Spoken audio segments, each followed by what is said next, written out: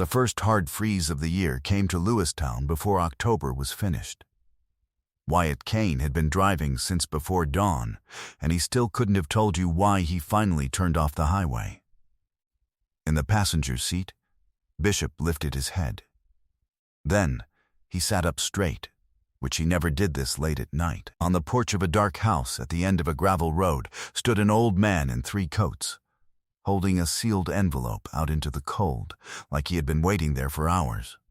What that Marine and his dog uncovered behind that quiet door would expose something a family had buried for 4 years, and a promise made by a man who never made it home. Stay with me through this one. If no one has told you about this channel yet, subscribe, because what comes next is the reason these stories get told at all. Wyatt Kane had joined the Marines because his father had been a man of few words and steady hands, and because the recruiter's office was the only place that looked at a directionless 19-year-old and saw something worth shaping. He joined to be useful. That was as close as he could get to the truth of it. What the years overseas did to him left no marks anyone could see. It was a weight. It was the silence after certain sounds. It was the names of men who didn't come back, folded up small behind his ribs where they couldn't be set down and couldn't be lost.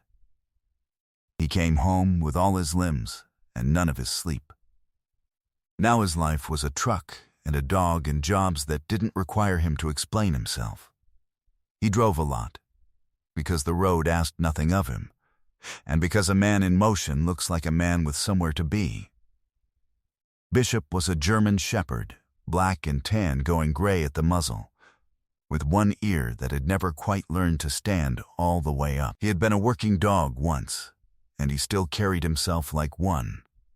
Economical, watchful, never wasting a movement. When the dreams came, and Wyatt sat up in the dark with his heart going like a fist on a door, Bishop would already be awake.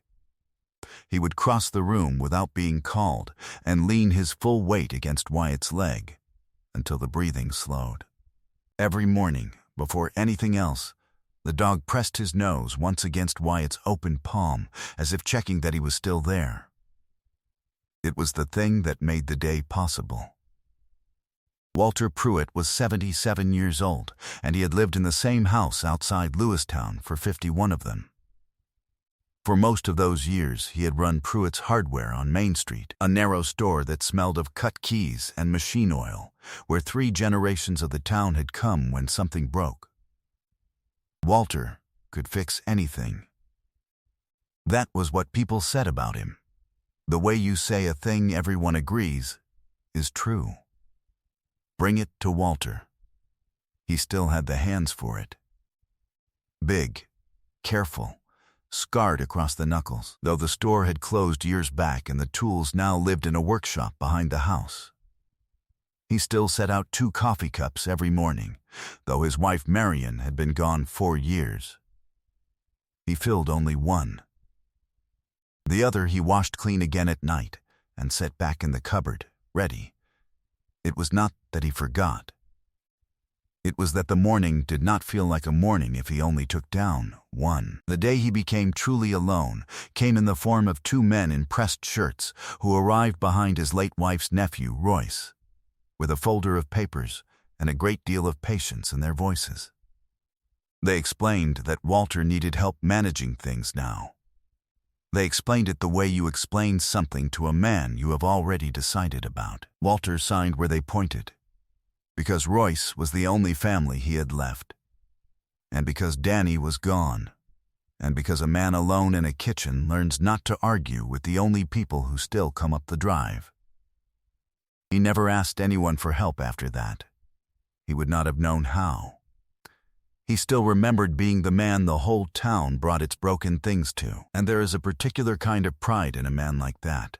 Not vanity, but the dignity of someone who has spent his whole life being the one who fixes, not the one who is fixed. He kept the porch light burning every night, the way he always had, so anyone who needed something would know the house was awake. Wyatt Kane had been meaning to drive to Lewistown for 4 years. He had the address written on the back of a photograph in the glove box, and he had passed the turnoff more times than he would ever admit, each time telling himself he wasn't ready, each time driving on. Tonight he had not driven on. Bishop was the one who decided it. The dog had been dozing for an hour, and then near the Lewistown exit he stood up and stared at the dark road ahead. And a sound came out of him that Wyatt had only heard a few times before. Not a bark, not a growl, but a low note in the chest. The sound a dog makes when it has recognized something the man hasn't yet. Wyatt took the exit without deciding to.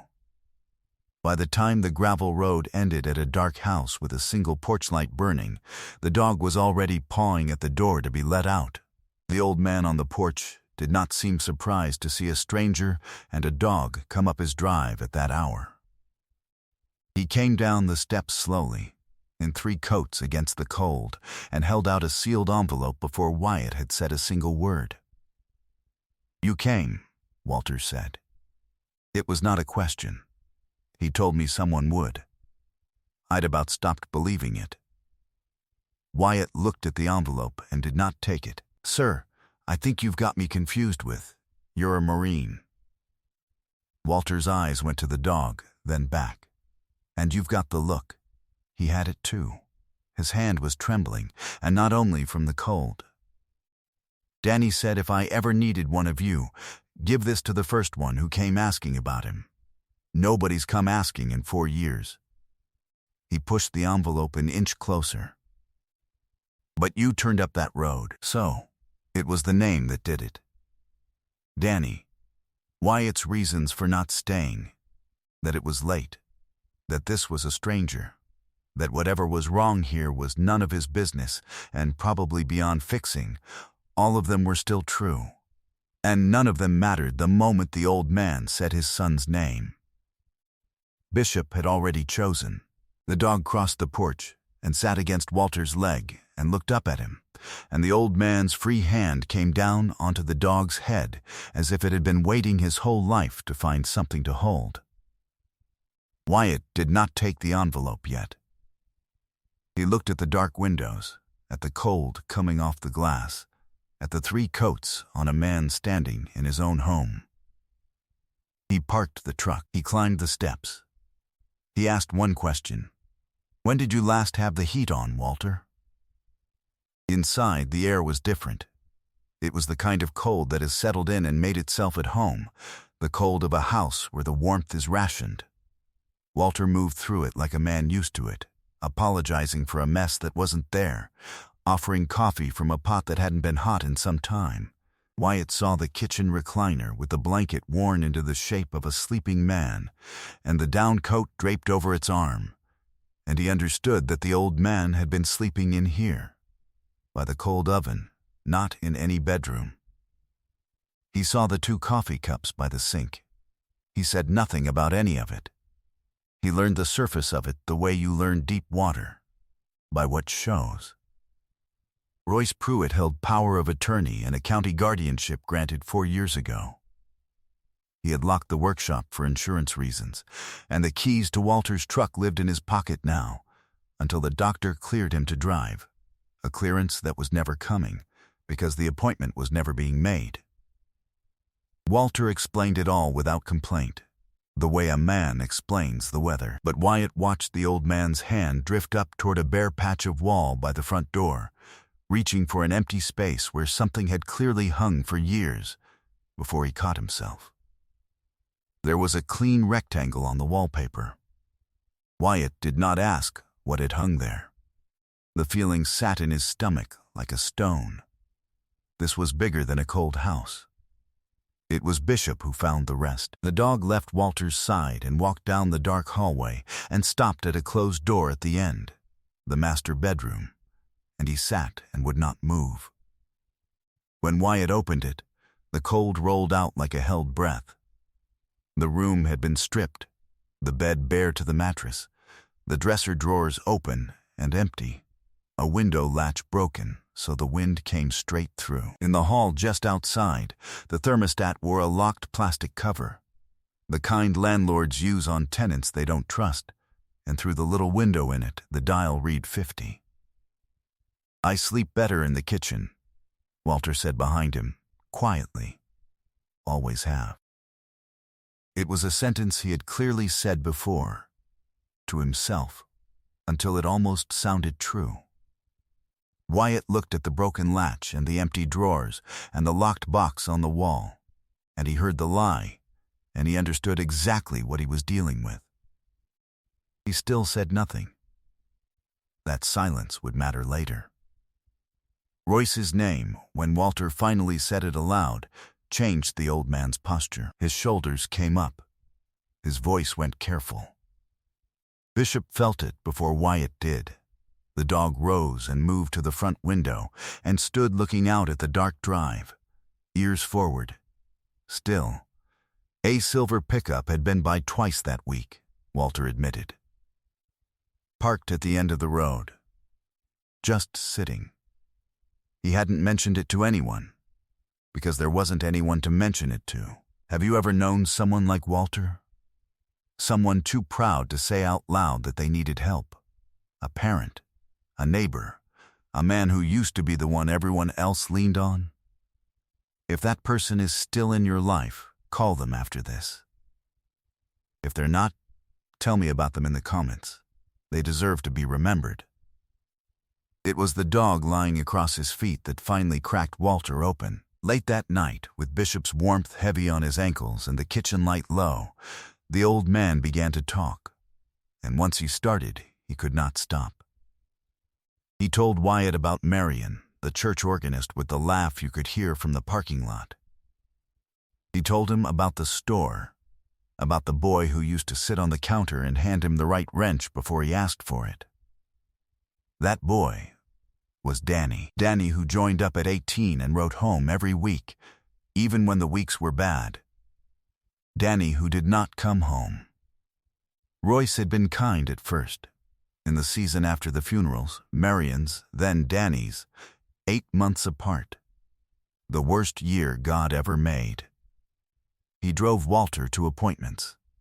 He handled the calls Walter couldn't make. And then somewhere in the fog of grief there were papers, and a courtroom Walter barely remembered, and a judge who looked at a heartbroken old man and a confident young one and made the easy choice.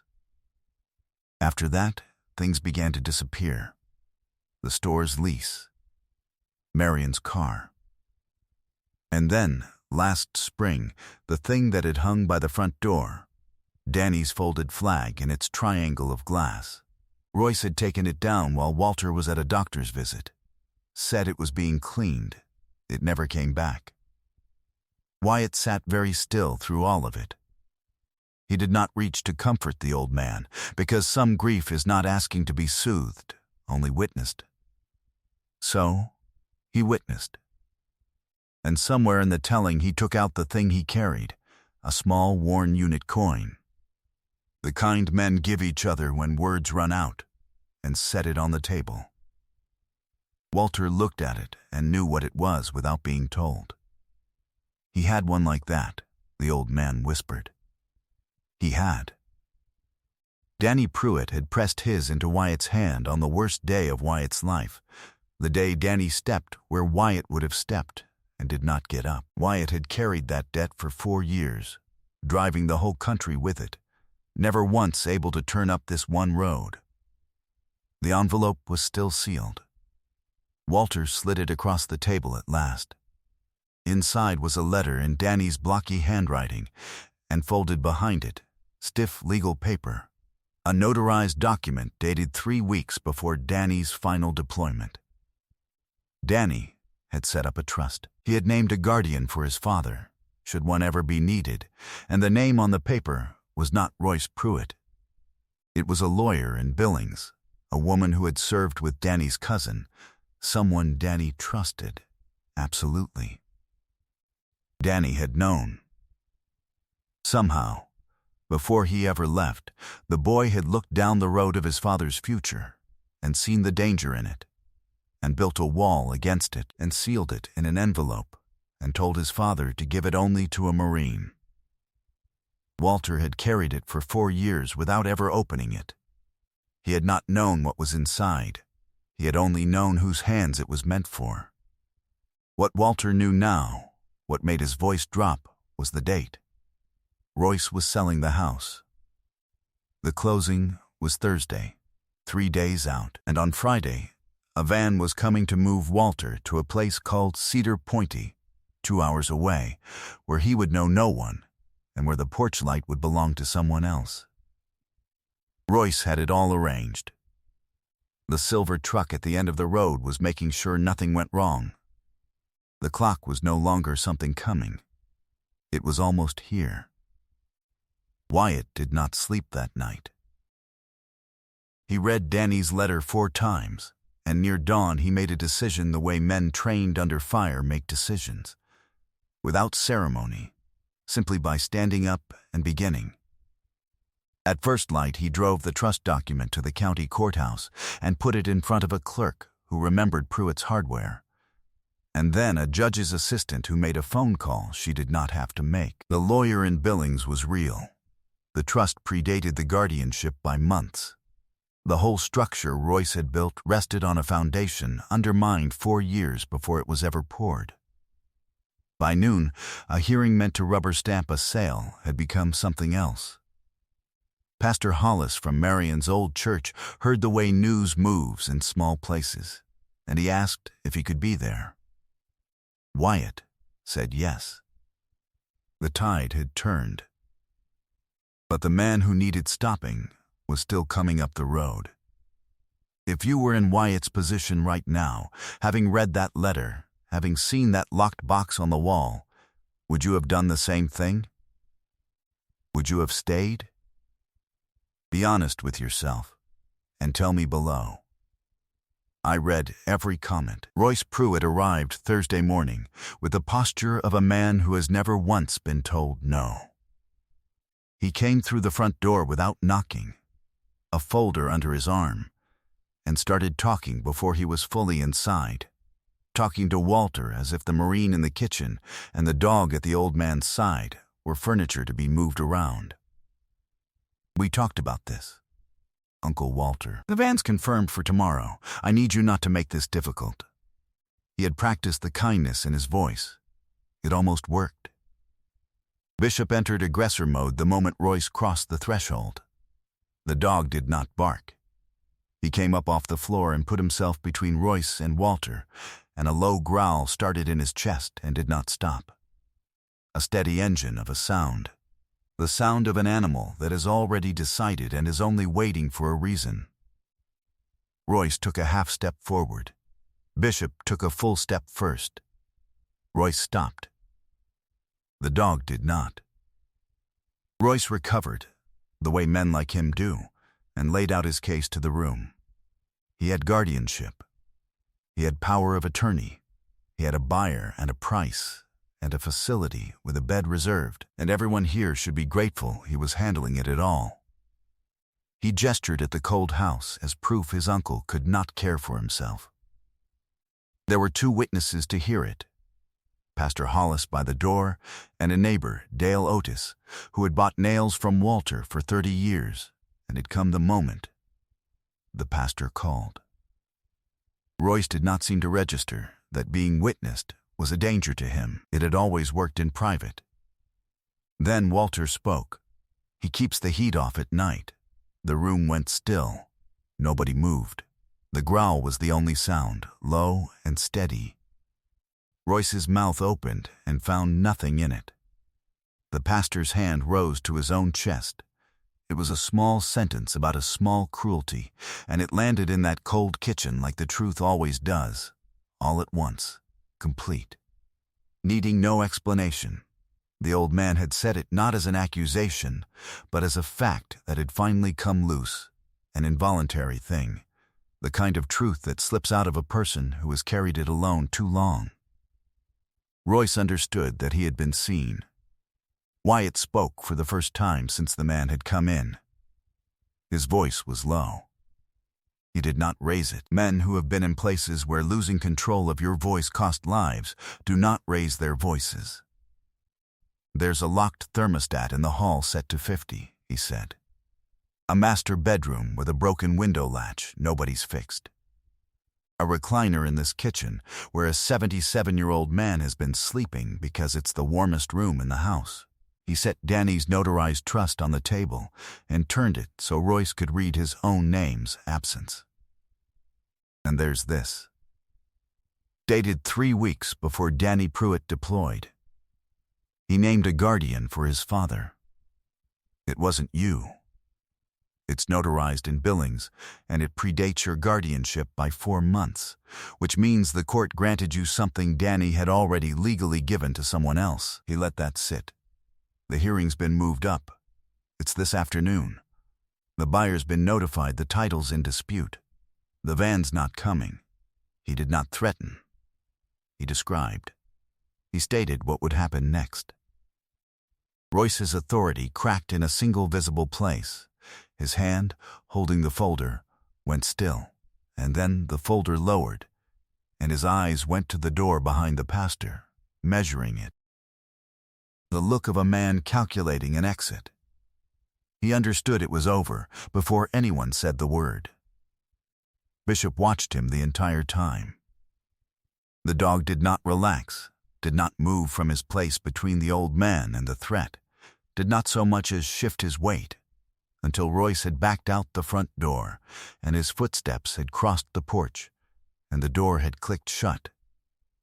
Only then did the dog sit, and then, in the quiet that followed, the deepest part came out, the part Danny's letter held that Walter had never read, because he had never opened the envelope. Danny had written it the night before his last deployment, and in it he told his father plainly what he'd done and why. He wrote that he had a friend, a Marine named Kane, the steadiest man he knew, and that if the worst happened, this was the man he hoped would come. He wrote that he'd arranged everything so his father would never be at the mercy of anyone's mercy.